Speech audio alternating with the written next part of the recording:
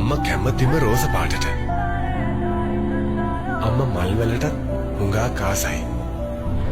මං ඉස්සර කළුවරට පුදුම බයයි. අම්මා තමයි ඒ බය නැති කළේ.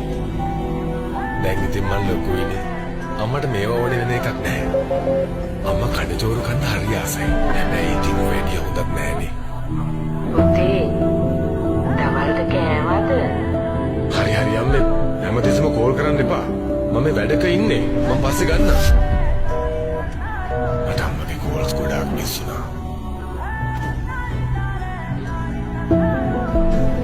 අම්මගේ හිනාව බලන්න මං හුඟා කාසයි.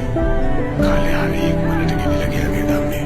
හැබැයි මේක කොච්චර කිව්වත් මගේ හිතට මදි. මං ආදරේ අම්මේ.